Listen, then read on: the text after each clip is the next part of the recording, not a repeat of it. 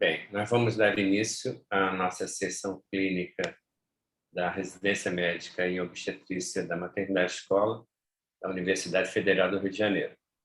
E hoje nós estamos trazendo um tema muito importante, né, para a formação do residente, e esse tema é básico para o entendimento do sofrimento fetal, tá?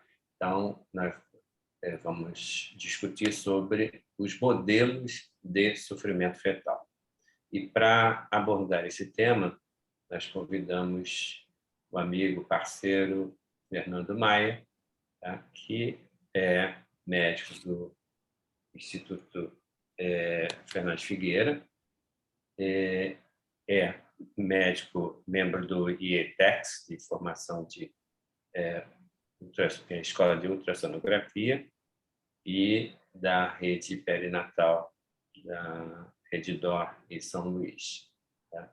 Então, Fernando, você pode ficar à vontade para iniciar a sua apresentação. Bom, em primeiro lugar, eu queria agradecer o convite, dizer que é sempre um prazer falar para o grupo da Maternidade Escola. Acho que é uma escola importante, né? A gente não precisa, né, falar sobre isso, né? Então, realmente é muito gratificante falar para vocês. Espero que eu possa agregar algum conhecimento, né, ou consolidar os que vocês já têm. É importante, né, que eu diga que esse tema, normalmente, a gente tem um espaço bem grande, então acho que hoje é mais até assim, uma provocação, né, para que vocês, os residentes, se aprofundem no tema. Eu espero, pelo menos, conseguir, né, fazer esse objetivo de provocar vocês a se aprofundarem.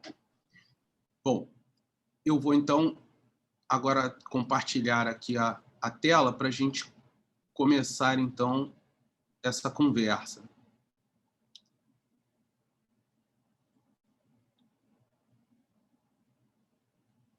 Por favor, só me dá um ok que Ok. tá ok? Uhum. Maravilha. Bom, então, o tema de hoje, né, são os modelos de comprometimento fetal ou de sofrimento fetal. E quando a gente pensa, né, a gente quer estudar sobre a questão do comprometimento, era importante que a gente, inicialmente, só faça uma breve memória aqui de como funciona a questão do crescimento e bem-estar, né? O crescimento, né, e o bem-estar o resultado de uma interseção, né, de vários fatores, né, maternos, placentários e fetais, que precisam estar funcionando de forma bastante sincronizada e harmônica para que a gente consiga, então, alcançar, né, o alvo genético, né? Então, que ele consiga ter uma boa saúde, consiga crescer na sua plenitude, gozar de uma homeostase, né, completamente saudável. Esses fatores que vão estar permeando essas questões, a gente vai ter as questões genéticas, tanto fetais principalmente, mas também as placentárias e maternas, as questões ambientais, as hormonais, as nutricionais, as imunológicas, as vasculares, as infecciosas, as metabólicas e outras quaisquer que possam estar ali interferindo em qualquer um desses elos, né? Então, isso vai poder determinar um funcionamento normal da fisiologia do feto.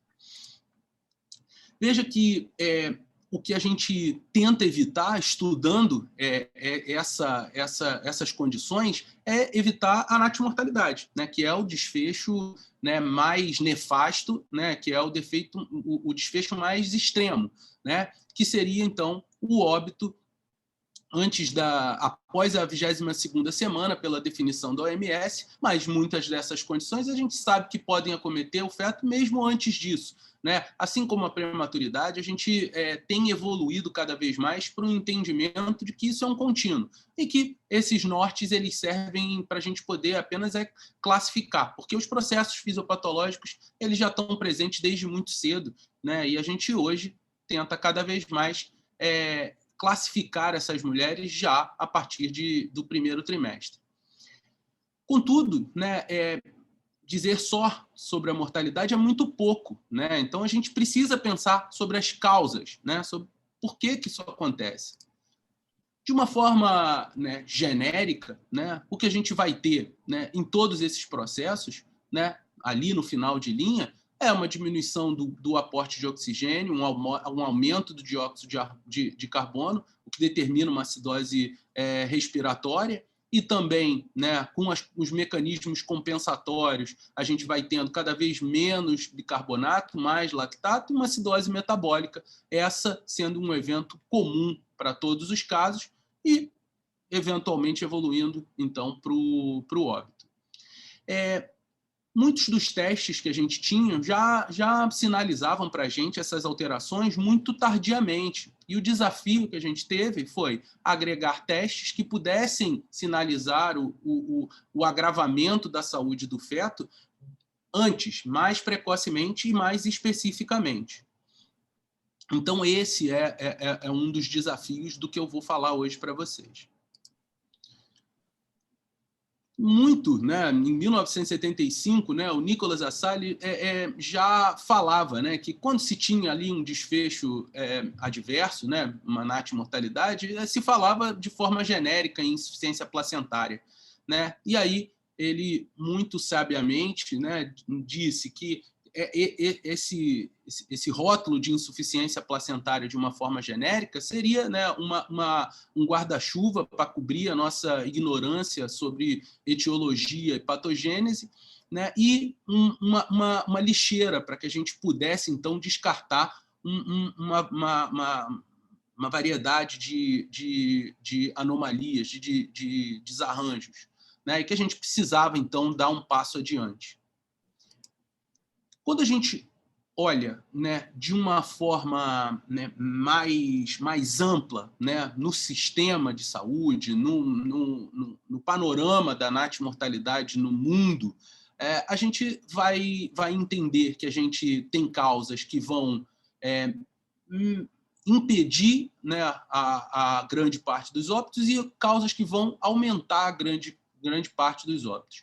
Né? Do ponto de vista de sistema de saúde, o que a gente precisa fazer é melhorar o cuidado. Então, todos esses fatores que estão pintados de verde, né, que diminuem a natimortalidade, né, estão em função de melhor cuidar das mulheres, né, se envolver com cuidado e tudo mais. Os que estão em vermelho são os fatores associados, né, que são os fatores que hoje estão presentes na nossa sociedade. Então, são mulheres com mais doença, mais obesas, com hábitos, né, não saudáveis, como o fumo, e isso vai aumentar a chance de natimortalidade. E em azul estão as condições em que o feto pode estar submetido e que podem, então, a gente ou intervir ou monitorar para evitar que, então, a gente tenha esse desfecho. Então, ali, né, tem as causas infecciosas, né, a sífilis, né, uma pauta importante no meio da gente. As questões intraparto, né, que a gente precisa entender a saúde do feto, tanto durante quanto antes, né, para evitar que isso venha acontecer.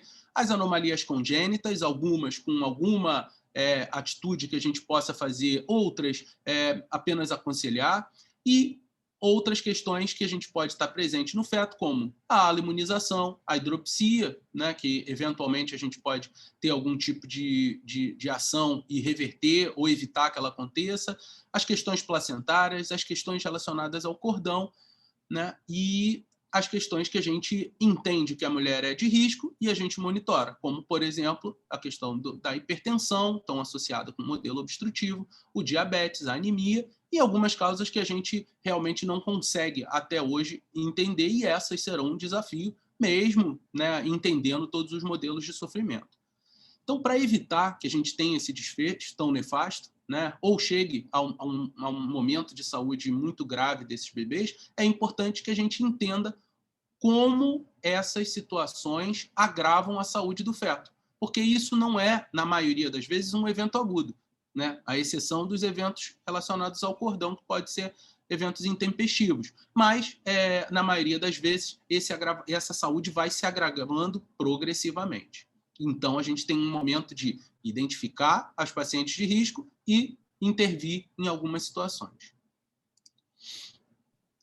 Uma coisa importante, né, e que foi descrita, né, é a questão relacionada a entender os modelos de comprometimento. E aí, esse estudo publicado pelo Witz-Lewis, né, em 2000, ele abre um campo interessante para olhar isso de uma forma interessante, e o professor Montenegro, né, da maternidade escola, foi um dos que inicialmente pensou essa questão dos modelos, deu também aqui no nosso meio um pontapé inicial para que a gente entendesse, né, os modelos de forma específica, né? De lá para cá a gente conseguiu dar uma incrementada, uma aprimorada nisso. Então, quando a gente pensa nesses testes, né, o teste de escolha ele tem que ser ditado pelo processo fisiopatológico, né? Não adianta a gente querer entender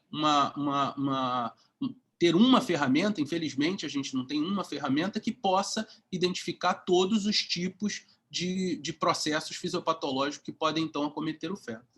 Então, um passo importante é a identificação das pacientes de alto risco. Então, seja pela história, seja pelos testes que a gente faz pré-natais, a gente precisa identificar as pacientes de risco. Então, esse é um primeiro passo. Esse eu não vou conseguir aprofundar. Acompanhar o feto de alto risco, essa talvez seja a minha principal tarefa conversando hoje, e definir o momento oportuno para que a gente intervenha com alguma ação pré-natal, algum tratamento pré-natal, ou que a gente indique, então, o parto, né, para evitar um agravamento da saúde e até mesmo uma natimortalidade. Bom, a gente tem uma série de ferramentas invasivas e não invasivas para poder investigar a saúde do feto. A principal delas é a ultrassonografia, né, e o Doppler. Né, o Doppler realmente tem um papel muito relevante. A conjugação dessas ferramentas com a cardiotocografia no perfil sinalizam a gente também, né, de uma forma bastante importante, apesar de eventualmente serem mais tardias, né? E, inclusive, os testes invasivos, que em algumas situações vão ajudar a gente a entender ou a confirmar, então, um processo que a gente, então, suspeita por algum outro método não invasivo. Fato é que não adianta que a gente eleja, né, um teste como o teste que a gente tem preferência e tente, né, usá-lo para todos os modelos. Né? Então, a gente vai ter aqui uma situação em que a gente vai ter muita dificuldade de lidar com isso, vai falhar muito se a gente tentar lidar com isso dessa forma. Aqui são os modelos que a gente tem de sofrimento. O clássico, né, o que melhor, né, a gente entendeu ao longo do tempo, é esse modelo obstrutivo, né, que é o modelo que dá conta, né, dos casos mais graves de crescimento uterino restrito, né, que está muito associado à hipertensão, à pré-eclâmpsia, né, as doenças que têm um acometimento vascular importante. Quando a gente fala do crescimento restrito, né, do CIU, ele dá conta de responder melhor para a gente os casos precoces, né, os casos de CIU precoce, né, aqueles mesmo relacionados aos casos mais graves. Um outro modelo que anteriormente a gente chamava de modelo de membrana, né, ele hoje é entendido de uma forma diferente, é um modelo que a gente chama de subperfusão, né, em que a gente tem uma redução da troca de gases e aí, então, a placenta não dá conta, né, daquele bebê naquela condição. É uma condição que normalmente agrava a saúde do bebê mais tardiamente. Né? Então, na gestação pós-termo, é um modelo que melhor responde para ele. A gente tem uma placenta que tem um tempo para funcionar, ela tem uma capacidade que em momentos mais precoces da gestação ela até sobra para o feto, mas à medida que a placenta vai, né, envelhecendo, à medida que o feto vai crescendo, eventualmente a gente não consegue suprir as necessidades do feto, e quando chega o desafio do trabalho de parto, eventualmente ele pode não tolerar, ou eventualmente até antes. Quem ajudou muito a gente a entender isso foi o estudo da restrição de crescimento tardia, aquela que eventualmente nem vai apresentando muitos sintomas, né, até os momentos ali próximos ao parto, mas que tem uma chance de natimortalidade intraparto, exatamente pelo que eu estava falando para vocês. Um outro modelo que é muito bem entendido, né, é o modelo anêmico. Né? O modelo anêmico, né, a gente vai ter ele presente na doença hemolítica perinatal, né, na aloimunização, na hemorragia feto-materna, na infecção pelo parvovírus. Né? A gente tem outras causas para as infecções, mas essas, né, dão conta ali dos principais grupos. Um outro modelo que a gente entende bem, mas tem muita dificuldade de investigar a saúde fetal, é o modelo metabólico. Né? Então, a gente tem ali, né, no clássico, que é o diabetes, em que a gente tem mais sucesso ao controlar, né, a ter um controle adequado da mãe, do que objetivamente em estudar o agravamento da saúde do feto. A gente mais ou menos vai atestando ali que ele realmente está, que a mãe realmente está descompensada, que o bebê está crescendo demais, e que, quando a gente vê ali a saúde comprometida, a gente já está num momento de agravamento maior assim, da saúde do bebê. Um outro modelo que também é bastante desafiador é o modelo, né, de infeccioso, né, em que a gente tem a sepsis fetal, né, entendida como aquela FIRS, né, que existe o conceito, né, do aumento da interleucina 6 para mostrar essa resposta inflamatória generalizada. É o que a gente vai ter, né, mais classicamente na ruptura das membranas, né, essa mais fácil da gente entender que estamos sob risco dessa situação. Em outras que a gente tem mais dificuldade, como na infecção intraminiótica, que está presente eventualmente nos casos de prematuridade, mesmo com as membranas íntegras, e nas infecções subclínicas, que a gente realmente tem dificuldade tanto de fazer diagnóstico, né, quanto de seguir. O modelo cardiovascular, né, que trata mais da performance cardíaca, ele está presente nas arritmias cardíacas, nas hidropsias não imunes, mas, por óbvio, as anemias, se não tratadas, se não manuseadas, vão evoluir com um quadro de comprometimento cardiovascular e, então, desembocar numa hidropsia. Né? Mas a gente ainda tem, né, aquelas situações em que a gente tem, por exemplo, um corangioma, né, placentário grande, né, que rouba fluxo, que desvia fluxo, que causa circulação hiperdinâmica e, eventualmente, desemboca numa insuficiência cardíaca congestiva, e todos os outros tumores que, então, possam causar isso. Por exemplo, teratoma sacrococcígeo, né? Qualquer situação, vou falar um pouquinho mais adiante para vocês. O outro modelo que também é bastante presente é o modelo umbilical, né, que são os acidentes de cordão, que estão presentes, né, mais frequentemente, né, nas gestações monoamnióticas, né, quase 100% dos casos de gestação monoamniótica vai haver entrelaçamento, não necessariamente eles vão causar esse comprometimento, mas potencialmente podem causar. A inserção velamentosa do cordão, que também é mais frequente nos gêmeos, a oligodramia, né, pela maior chance de compressão, isso bem entendido no momento intraparto, né, e o cordão, né, um pouco espiralado, né, ou as anomalias do cordão que possam, então, determinar essa questão. Então, esses modelos, eles praticamente encerram as possibilidades. Por óbvio, como falei, de uma forma assim, muito fácil de entender, alguns modelos estão muito intimamente ligados. Né? O modelo anêmico com o cardiovascular, a subperfusão com o metabólico, a gente, infelizmente, não consegue que tenha apenas um dos modelos, né? Eles se somam. E aí, então, eu vou tentar detalhar um pouquinho para vocês e propor algumas formas de acompanhar, né, uma vez que você entenda que está diante de um desses modelos. O modelo obstrutivo é o que a gente mais entende, a gente já teve um momento que achou que resolveu quase tudo entendendo esse modelo a partir do Doppler da artéria umbilical.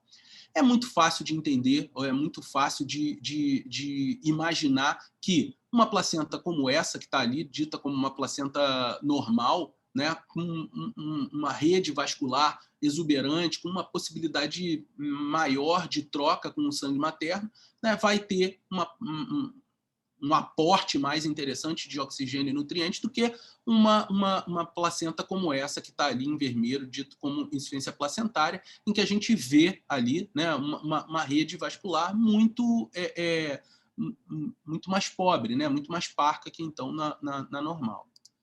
E isso, né, é tão previsível, né, que esse modelo, né, que foi mostrado e belamente divulgado, né, tantas vezes pelo professor Rezende, pelo professor Montenegro, né, está em livro-texto, né? Então, a gente consegue, ao momento que a gente vai agravando, né, que a gente vai comprometendo, né, a circulação das arteríolas vilosas, a gente vai aumentando a resistência, né, como acontece num circuito elétrico, né? Tanto que a gente tem ali uma capacidade grande de acomodação, que a gente precisa ali uma redução de 60%, 70% para começar a ter alteração ao Doppler.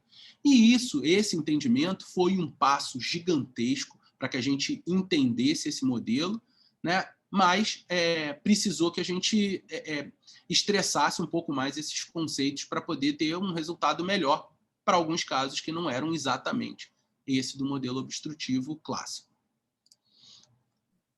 Bom, sendo assim, né, o vaso mais importante e o que melhor explica esse modelo é o Doppler da artéria umbilical.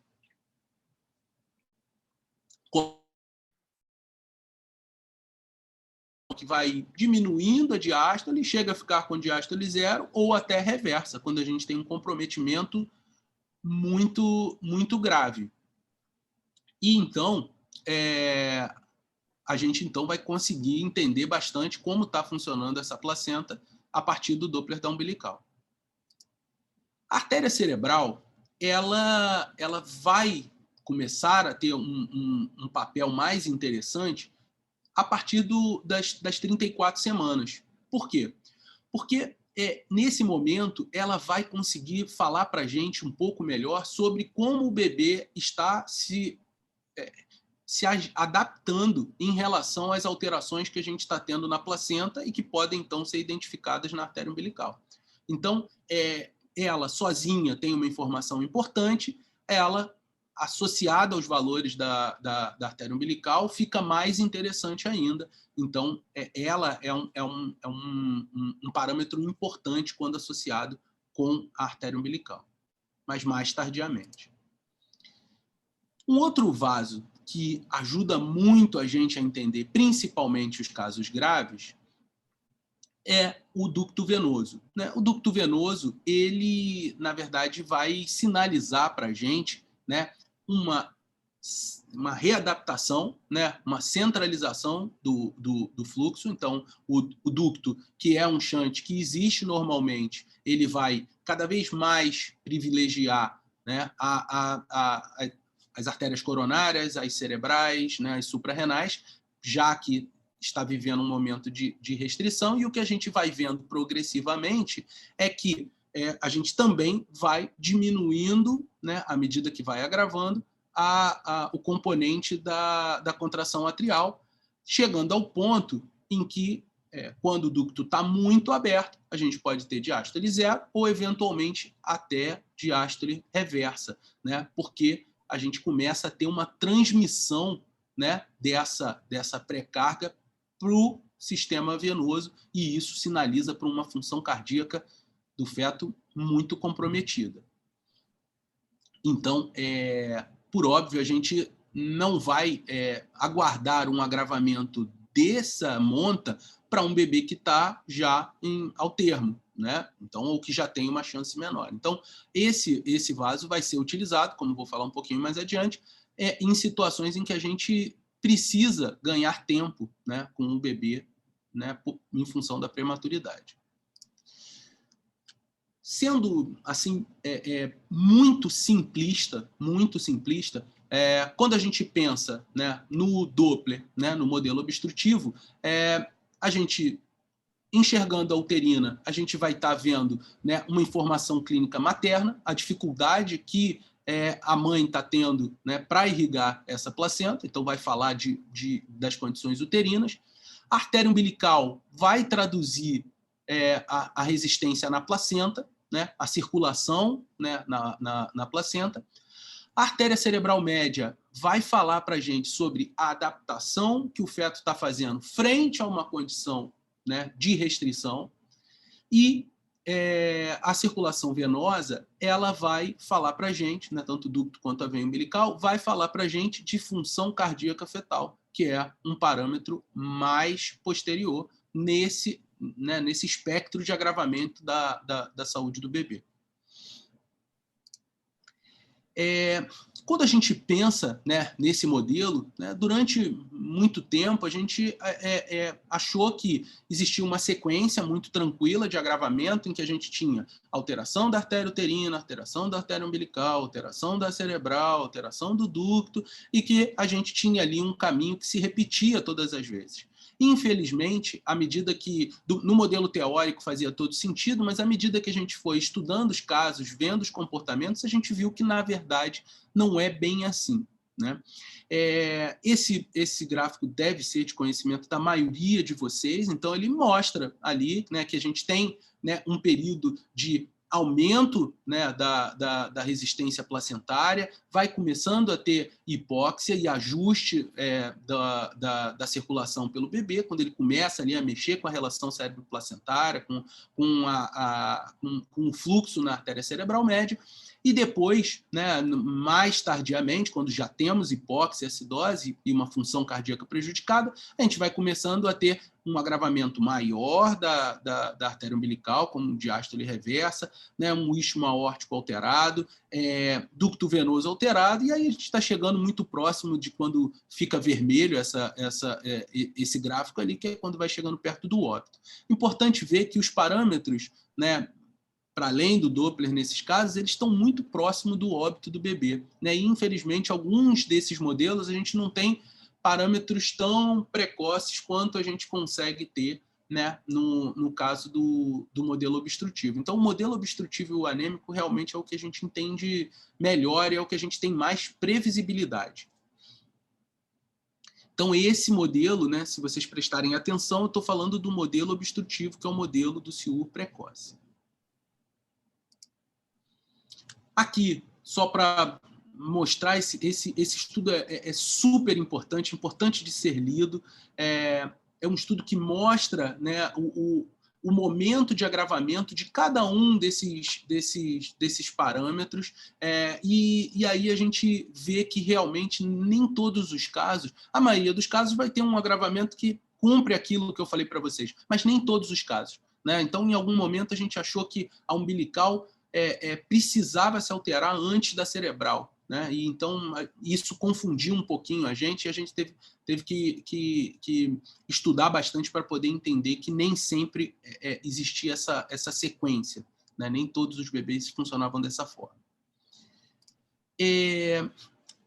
Como eu falei para vocês, é muito interessante que a gente haja, né, de acordo com a idade gestacional que a gente está de frente. Então, eu não vou conseguir falar sobre todas as possibilidades de protocolos para o momento de interrupção, mas é importante que vocês tenham esse slide na cabeça, né? Que a gente tem um aumento de sobrevida de mais ou menos 2% por dia entre 24 e 27 semanas, né? Depois disso, de 1%, né? E a partir de 29 semanas, a gente começa a ter chance né, maior de sobrevida intacta. Isso, gente, depende do cenário que você está, né? Então, isso é importante que você discuta com a tua UTI neonatal, que você entenda os resultados da tua UTI neonatal, porque não adianta você estar numa maternidade em que tem uma UTI de baixa complexidade e interromper uma gestação de 26 semanas, porque objetivamente você vai entregar um prematuro extremo para um lugar com baixa tecnologia e esse bebê não vai sobreviver. Talvez valesse mais a pena insistir um pouco mais intraútero, mesmo correndo o risco de um desfecho, já que ele será mesmo, né, será o mesmo, mesmo com o bebê nascendo antes. Então é importante que a gente tenha isso em mente e que a gente vai aguardar alterações do Doppler venoso apenas em casos em que existe prematuridade extrema. Esse não é minha conduta preferida, né? Hoje eu entendo que um guideline que saiu esse ano da FIGO é o que melhor se adequa ao meu entendimento, por questões muito simples que tem a ver com observação de platô de crescimento, alteração de líquido, né? Então, eu acho que ele responde melhor, mas ele é mais complexo para esse recorte de tempo que eu vou falar para vocês. Então, coloquei esse que assim, atende de uma forma muito interessante, sinaliza para a gente que, à medida que a gravidade vai aumentando, a gente precisa interromper mais precocemente. Então, quando a gente tem um ducto venoso com diástole reversa ou alteração na cardiotocografia ou desacelerações muito graves, a gente tem que considerar que esse bebê nasça tão cedo quanto 26 semanas. Quando a gente tem diástole reversa na umbilical, a gente precisa considerar, ou o ducto quantitativo, né, a PI maior que 95, alterado. A gente precisa considerar o parto, né, com 30 semanas. Na diástole zero, né, a gente precisa pensar em interromper com 34, e nas outras, né, nas situações em que a gente tem as alterações, né, seja da relação, seja de algum parâmetro ao Doppler, ou apenas um bebê com percentil abaixo do percentil 3, aí a gente conseguiria ir até 37 semanas. Se esse bebê não tem nenhuma alteração no Doppler e está entre o percentil 3 e 9, muito provavelmente ele seja um pequeno para a idade gestacional sem doença, né? Então, isso está bem entendido. E o grupo do Gratacós conseguiu sintetizar isso muito bem, apesar de eu achar que esse mais novo do FIGO, que eles, inclusive, participam, esteja melhor desenhado, né? Seja uma evolução. Bom, então, esse modelo é belamente entendido, né? O do modelo obstrutivo, né? Do SUR precoce. Então, esse a gente entende bem. Outro que a gente entende muito bem é o modelo anêmico, né? Então, a anemia fetal ela vai alterar a pré-carga em função de ter um sangue menos viscoso e vai alterar a contratilidade miocárdica e determinar uma circulação hiperdinâmica, né? Então, a gente vai ter, em função disso, um aumento de lactato e um aumento da concentração venosa de lactato e acabar determinando acidemia fetal nos quadros, né, mais graves, né? E isso atrapalha a contratilidade miocárdica, né? Altera, né, a permeabilidade dos vasos. Então, tudo isso vai determinando que a gente tem extravasamento de líquido para o terceiro espaço e acabe, eventualmente, evoluindo para uma hidropsia. Quando a gente pensa na anemia, a primeira coisa que vem na cabeça é a aloimunização, é a causa mais comum. Mas a gente tem outras causas para isso, né? Então, esse gráfico aqui foi um gráfico que a gente fez para o tratado da Febrasgo de medicina fetal, que eu acho que ficou bastante interessante, em que a gente divide a anemia fetal em imune e não imune, né? As imunes do sistema RH, né? Então, RHD ou não D, ou, né, ainda imune dos anticorpos irregulares, né? Então a gente tem lá o KEL e tal. Nas não imunes, a gente tem as infecciosas e não infecciosas. Nas infecciosas, sífilis, parvovírus, citomegalovírus, né? O parvovírus a gente tem na cabeça, mas a sífilis também pode causar anemia e a citomegalovirose também. Nas não imunes, a gente vai ter causas fetais, né? Então, aí a gente vai ter ali, né, o sequestro de fluxos, né, num teratoma sacoccígeo, ou, eventualmente, não é muito comum no nosso meio, nas hemoglobinopatias hereditárias. Né? Nas causas placentárias, a gente tem o corangioma acima de 5 centímetros, 30% de chance de desenvolver hidropsia, e a síndrome de transfusão feto-fetal e o TAPS, que também é causa de anemia. E ainda, né, em causas não infecciosas, as hemorragias feto-maternas maciças, que também pode determinar anemia fetal. Quando a gente pensa em anemia fetal, né, esse é um outro modelo que está bem explicado pelo Doppler, né, a gente tem uma série de possibilidades, principalmente quando a gente pensa na imune, né, a questão da amniocentese tem uma performance até parecida com o Doppler da artéria cerebral média, só que ele é não invasivo, ele é amplamente difundido e, o melhor, ele é capaz de identificar anemia em qualquer uma das condições. Então, ele se torna a ferramenta de eleição e hoje, né, não faz muito sentido não usá-la. Apenas uma nota técnica para que você tenha esses resultados, né, o resultado que está ali do Mari de 2000 é o que ele descreveu o método, então ali tem 100% de sensibilidade, mas é só porque eles setaram, né, esse resultado para isso. A vida real é o que está embaixo ali do Zimmermann, mesmo o grupo dele, com 89% de sensibilidade e especificidade. Então, ele é muito bom para excluir anemia, mas para isso a gente precisa respeitar a técnica. Então, ter um ângulo mais próximo possível de zero, usar uma amostra de 1 milímetro bem no centro do vaso, como está essa imagem aqui, para que a gente possa ter, então, melhores resultados. Né? O bebê não pode estar se movimentando, não pode estar tendo movimento respiratório, você não pode comprimir a cabeça do bebê, você tem uma série de pré-condições para que você tenha um resultado confiável. E ele é um senhor método, se respeitado as condições técnicas dele. Aqui, né, de uma forma muito breve, né, uma proposta de acompanhamento para uma paciente que está em uma situação de anemia autoimune. A gente vai investigar, né, se a paciente é RH positiva, a gente tem que fazer busca pelos anticorpos irregulares.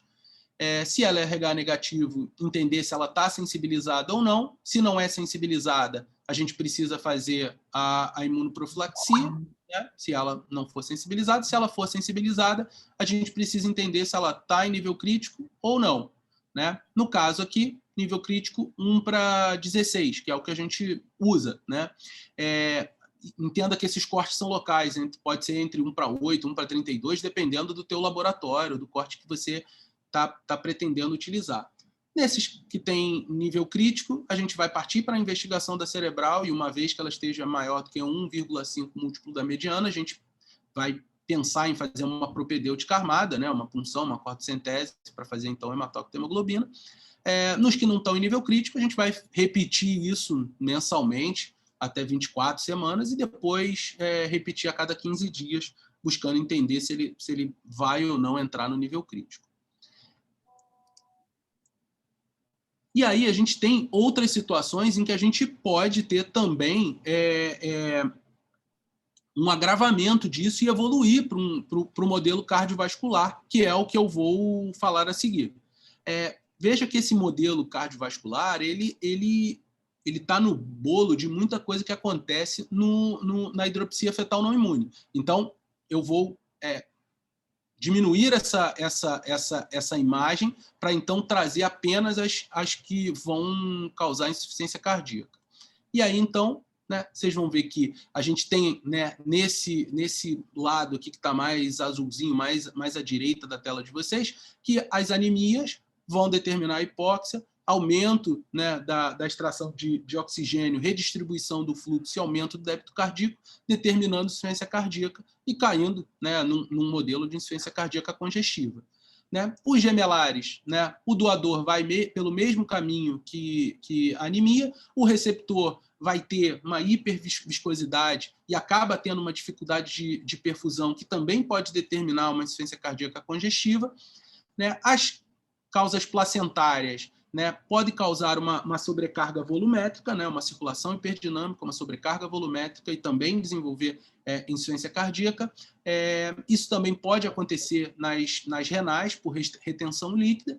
E, né, esse grupo que eu deixei por último, que está aqui nas vermelhas, são as cardiovasculares puras, né, que a gente tem vias de saída, por exemplo, né, um rabdomioma grande obstruindo via de saída, ou mesmo uma estenose, né, pulmonar ou aórtica.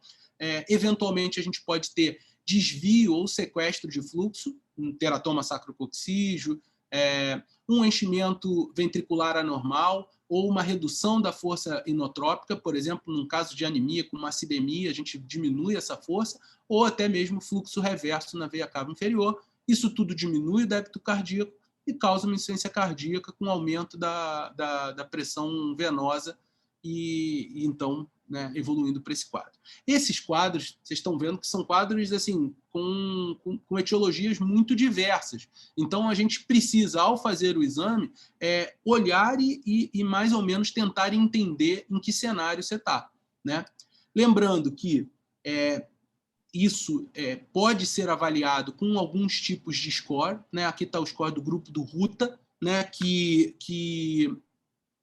Do grupo do Ruta, que usa questão de hidropsia, alguns parâmetros das relações entre a circunferência torácica e cardíaca, a função cardíaca, o Doppler venoso e o Doppler arterial, que está muito na mão da gente, que ajuda a gente a ir fazendo uma avaliação junto com o cardiologista.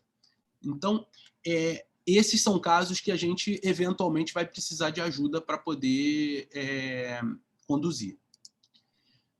Bom, quando a gente está de frente para um caso desse, obviamente a gente vai precisar da ajuda do cardiologista. Então, nesses casos, quando a gente está de frente para um caso assim, um ecocardiograma, eventualmente, se a gente estiver ali com uma causa de arritmia, uma monitorização, né, contínua da frequência, a avaliação do Doppler, e aí, como eu falei para vocês, daquela forma muitíssimo simplista, quem vai ser o Doppler de eleição num caso desse tipo é a avaliação da circulação venosa, a avaliação da ultrassonografia, ajudando a gente a ver sinais de hidropsia ou de pré-hidropsia, e o perfil biofísico, né, meio que olhando assim, situações mais para dizer que está tudo bem, porque quando está alterado, aí realmente o bebê está numa condição muito grave, né?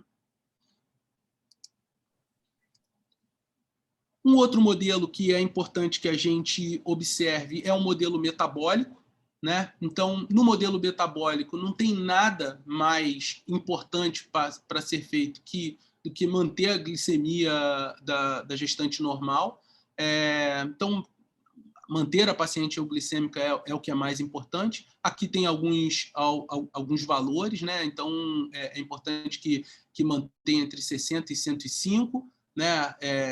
Na hora de dormir, e entre 100 e 140, uma hora depois das refeições. Isso vocês já devem ter explorado um pouquinho melhor aí essa questão. Agora, é importante que a gente entenda como que vai ser, então, esse agravamento, né? Então, nos casos de pacientes com diabetes prévios, a gente vai ter, em algumas situações, malformações graves. Isso vai dar conta de 20% do total dos óbitos, né? E a gente vai ter situações em que a gente vai ter doenças do tipo, né, um acometimento por hipóxia, né, crônica, acidemia, em função da policitemia, alterações do fluxo sanguíneo, né, nos casos em que a gente já tem vasculopatia, né, ou casos com pré-eclâmpsia associada, e as alterações metabólicas, né, hiperinsulinemia, né, fazendo o bebê crescer demais, aumentando o consumo de oxigênio, aumentando o lactato, né, diminuindo, né, a PO2 arterial, tudo isso podendo determinar o óbito do feto, né? E lembrando que, eventualmente, a gente tem ali uma sobreposição com um modelo de subperfusão, principalmente intrapato. Então, né, isso que eu acabei de falar faz muito sentido, né, porque a gente vai ter o óbito quando a gente tem necessidades metabólicas maiores do que a placenta é capaz de transportar. Então, faz muito sentido com o modelo que eu estava falando sobre subperfusão. De uma forma geral, né? Lógico que sem querer encerrar o assunto do diabetes, né? Uma paciente com controle sem insulina, né? A gente faria, né, o ultrassom morfológico e o eco fetal entre 18 e 22 semanas. Né? A partir de 28, 32 semanas, a gente manteria a paciente atenta em relação à movimentação e faria a avaliação do crescimento fetal a partir de 28 semanas. Né? Dessa forma, a gente conseguiria ter um controle, né, bastante seguro de uma paciente que não está fazendo uso de insulina. Né? Uma paciente que está fazendo uso de insulina, então aí a gente já faria, né, a mesma situação, né, de olhar morfológico, eco, né, e começar uma avaliação de vitalidade já tão cedo quanto 18, 22 semanas, instalar a avaliação dela, a percepção dela em relação à movimentação mais cedo, né, entre 26 e 28 semanas, a avaliação do crescimento fetal a partir de 28 semanas a cada 4 semanas, e nessas pacientes já começar uma avaliação que pode ser com cardio, pode ser com perfil biofísico, dependendo né, do que sua instituição prefere, a partir de 32 semanas. As pacientes, né, com insulina, mas já com vasculopatia, essas faria a mesma proposta, né, de ultrassom, eco, 18, 22 semanas, a observação, né, da movimentação já a partir de 26 semanas, começando os testes ainda mais cedo, a partir de 28 semanas, 28, 32 semanas, avaliação do crescimento começando entre 26 e 28 semanas, e aí, nesse caso, se o paciente já tem sinais de restrição de crescimento, começar a avaliação de crescimento com Doppler, né, para poder observar já essas alterações, ou se ela tiver oligodramia ou tiver vivendo um quadro concomitante de hipertensão. Não é comum no nosso meio, né, mas nesses protocolos se fala em avaliar a maturidade pulmonar entre 37 e 38 semanas e tão logo se tem a maturidade pulmonar, fazer a interrupção. De uma forma geral, né, o que se tem, né, para as pacientes tanto bem controladas quanto não controladas, é importante que entre 37 e 39 semanas a gente faça uma avaliação do peso, né, e caso o bebê tenha mais do que 4,5 kg, propor a cesárea. Se a paciente é bem controlada e tem menos que 4,5 kg, né, numa paciente bem controlada, a gente poderia esperar até 41 semanas para decidir sobre a indução do parto. Lógico que pode ser feito antes. Se a paciente não tem bom controle e tem um feto com menos de 4,5 kg, a gente já proporia a indução a partir de 39 semanas. Um outro modelo que é bastante desafiador é o modelo modelo infeccioso, né? Então a gente tem aqui, né, o modelo da ruptura de membranas posterior a procedimentos invasivos ou as infecções por via transplacentária, são as principais. E o que a gente vai observar nesses casos são edema, né, em função da infecção, edema de vilosidade, né, um descolamento placentário de algumas áreas, uma diminuição do fluxo uterino, né, e um aumento da demanda de oxigênio por conta da hipóxia tecidual, e isso vai ter ali uma alteração do sistema nervoso central e que pode ser observada no perfil biofísico, e isso nos quadros já mais terminais. Né? Uma coisa que a gente vai acabar observando é a redução do débito urinário, podendo ser observada como uma redução do líquido amniótico, e nos casos mais avançados, assim como eu mostrei lá no começo, já muito próximo de morrer, acidemia, né, encefalopatia hipoxisquêmica. A encefalopatia hipoxisquêmica é muito próximo do óbito fetal. Quando a gente começa a olhar os germes envolvidos nessas infecções intraminióticas, a gente começa a perceber que alguns a gente tem muita familiaridade, toda hora está esbarrando com eles, né? O GBS, a Escherichia coli. Agora, quando a gente vai um pouquinho mais para baixo dessa tabela, né, o Mycoplasma, o Ureaplasma, são bactérias que não são, né, culturadas com as técnicas que a gente habitualmente está utilizando, né? Então, daí a gente vê o desafio que a gente tem para entender que a gente está naquele modelo, naquele momento, a não ser quando já passou, né? Então, esse é uma coisa que é importante que a gente tenha em mente, né? Quando a gente, depois que já fez o parto, né, observa aquelas membranas opacificadas, aquele aspecto, né, de que a gente tinha ali, né, uma corioamnionites, uma fusilite, aí eventualmente já passou, né? Então, nesse modelo, quem pode ajudar a gente? Né? A ultrassonografia, né? Eventualmente observando, né, os sinais associados, a avaliação do líquido amniótico e o perfil biofísico já em um momento que tem um agravamento maior, grande, né? Então, nesse modelo, realmente, a gente precisa estar atento, principalmente à ruptura das membranas, e aí, né, a avaliação do ultrassom vai ajudar a gente a entender como está a saúde do feto.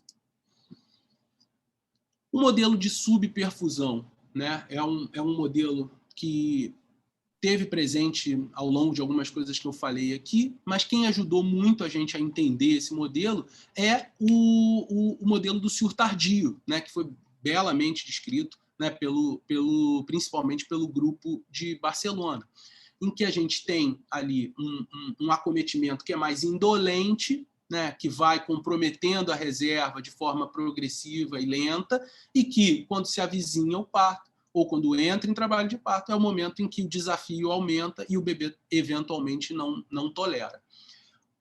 Quem melhor sinaliza isso para a gente é a relação cérebro-placentária, né? Então, eventualmente, mesmo com um umbilical normal, a gente vê que ele começa a se adaptar, e aí, por isso, no SUR tardíaco, a cerebral é tão importante, e aí a gente pode, então, lidar com esse bebê de forma diferente, seja monitorando o parto, né? Seja entendendo como essa reserva.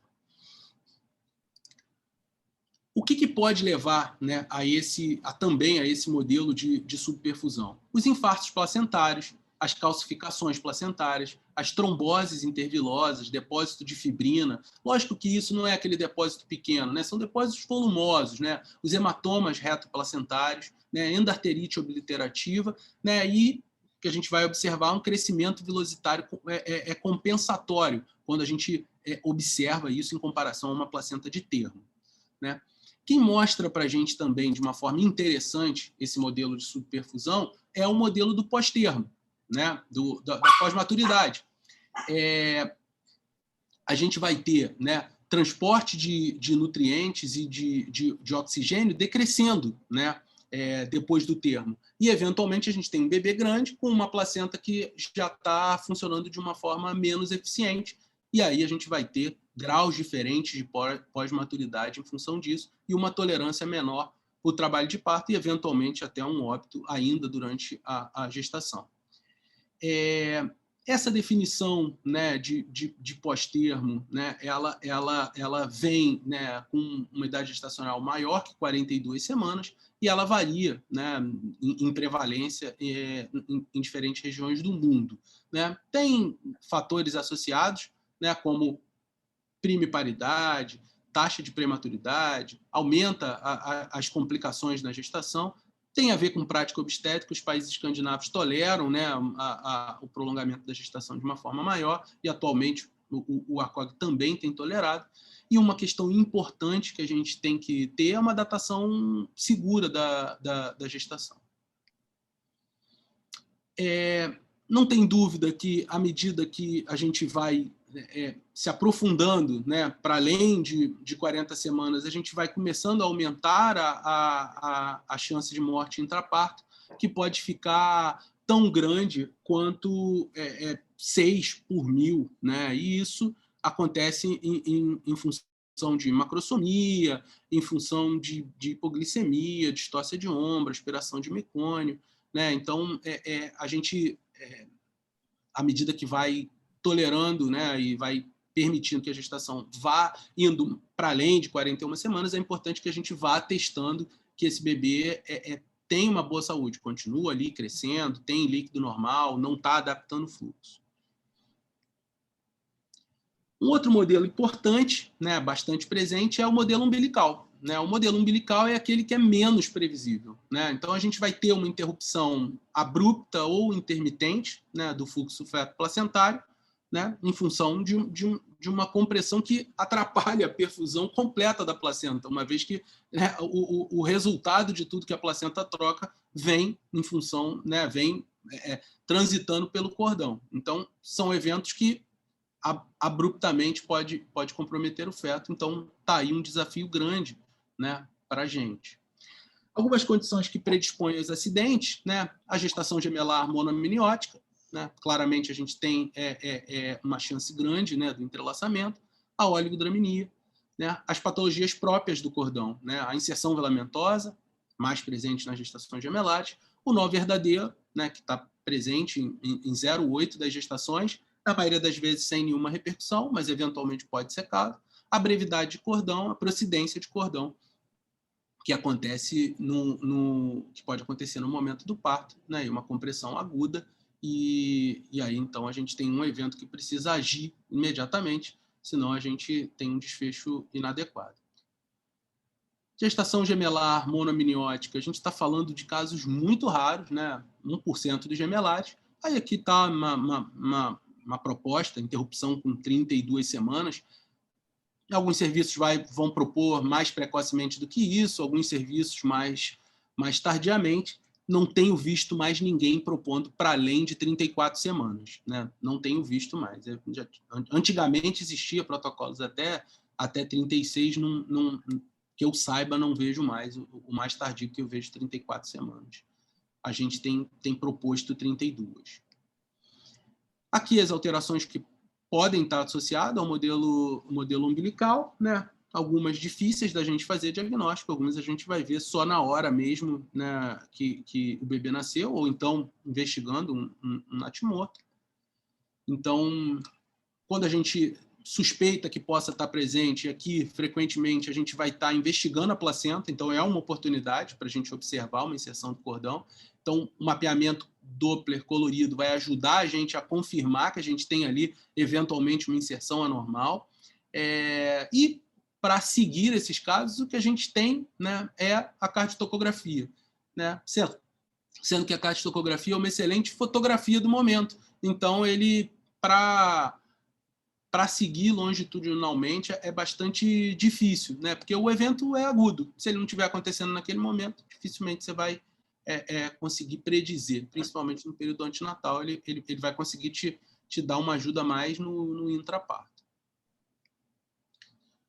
Bom, existe um modelo que eu nem coloquei naquela tabela inicial, que é o modelo gemelar. Né? O modelo gemelar ele conjuga quase tudo isso que falei para vocês, porque a gente tem uma placentação que tem o desafio de estar em um útero concomitantemente com outra placenta, a gente tem a possibilidade de sobrecarga cardiovascular ou de anemia, então o gemelar, você vai ter que usar todas essas ferramentas que eu falei para vocês para poder entender o que está acontecendo, e o gemelar é sempre um desafio muito grande.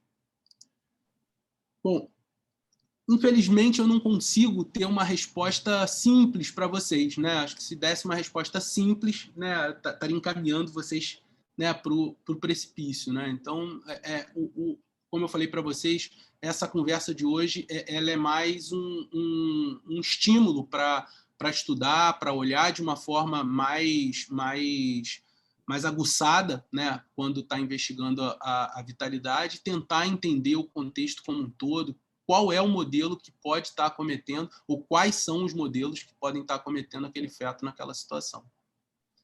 Bom, espero ter ajudado, ou pelo menos provocado, né? Ok, Fernando. Meus parabéns.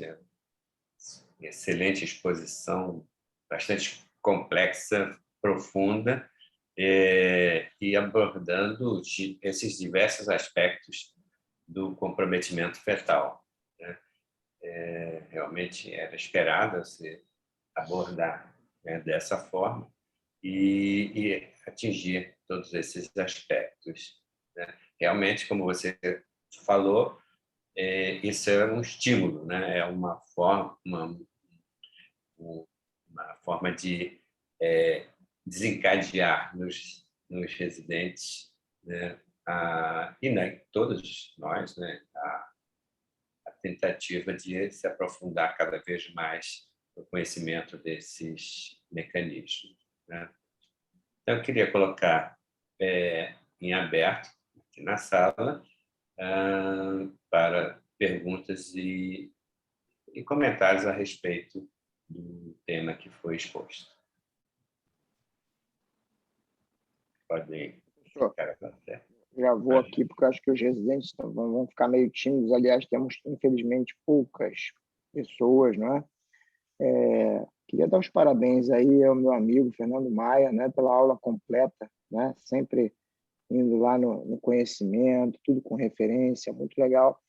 De tudo que você falou, assim, falou bastante coisa, assim, uma mensagem muito importante, que o assunto é extenso, né? É difícil a gente falar tudo numa vez só.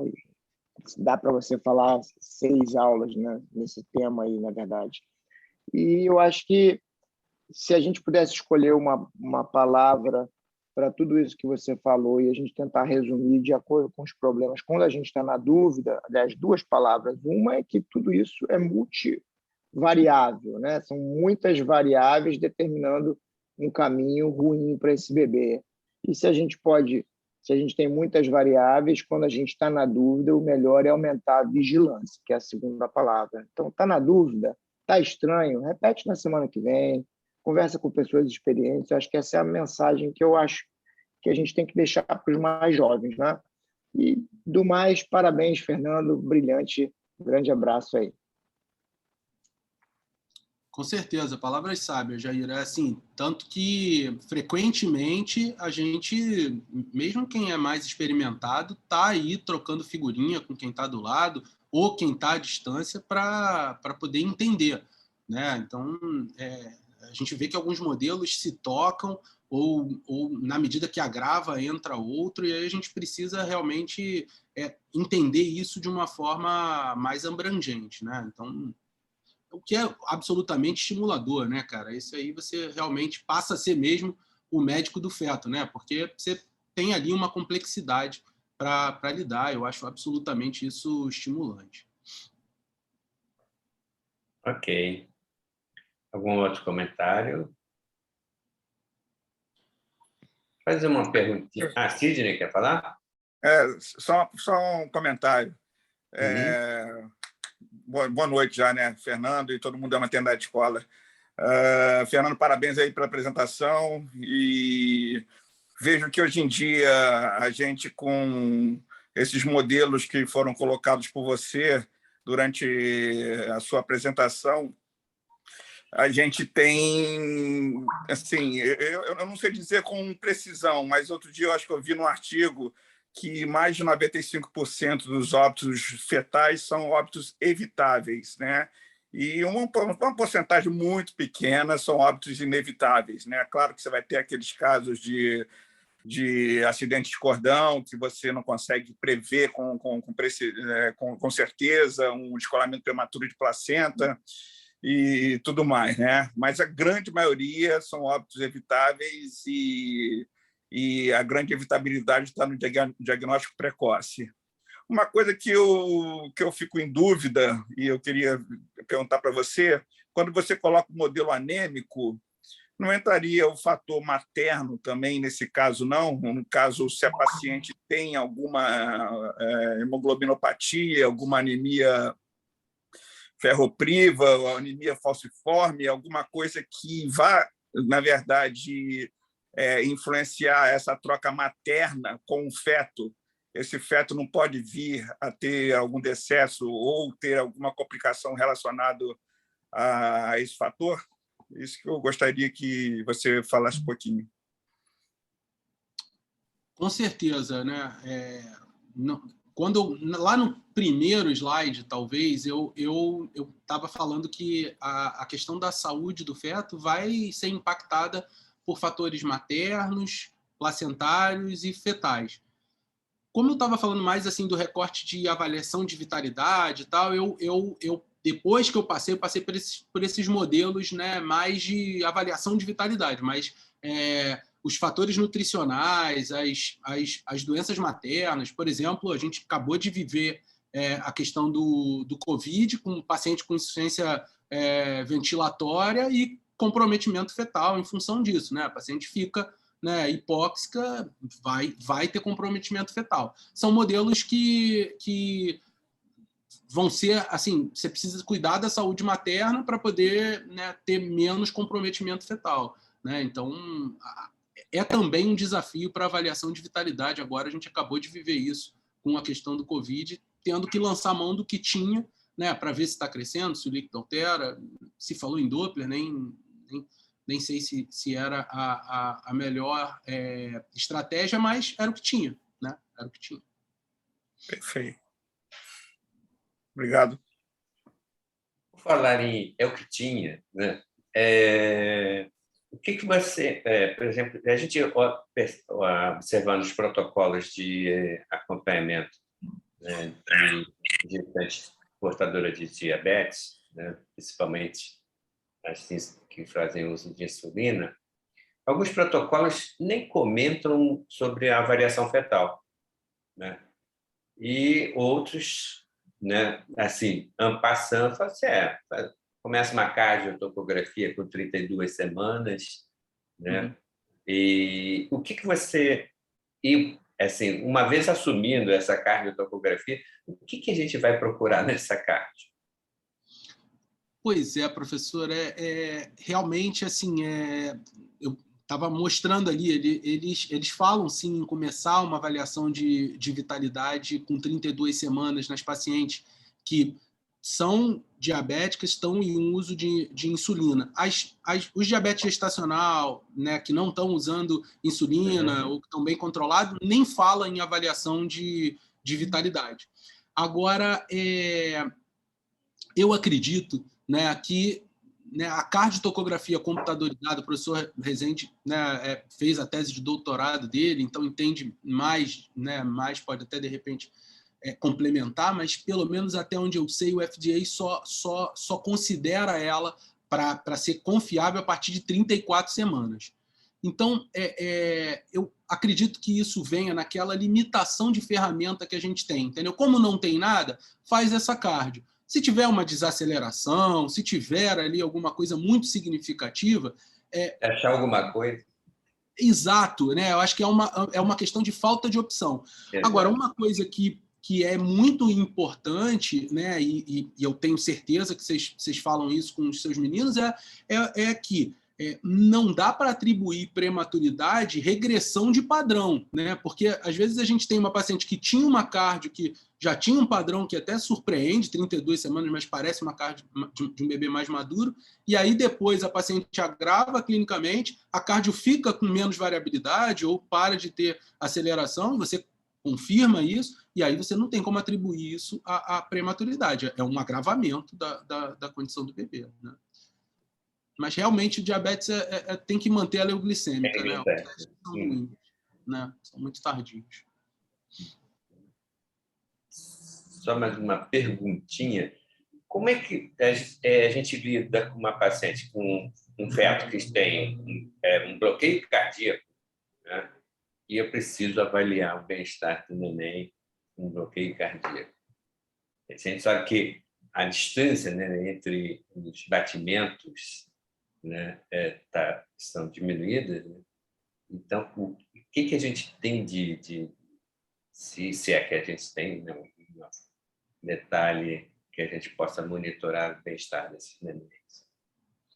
Pois é, professor, às vezes a gente tem contato, né, com bebês com arritmia, né? Principalmente, né, esses bloqueios totais, e eventualmente você vê uma artéria umbilical que tem ali uma diástole e depois fica ali zero e volta, e o bebê se movimenta normalmente, está com líquido, está crescendo.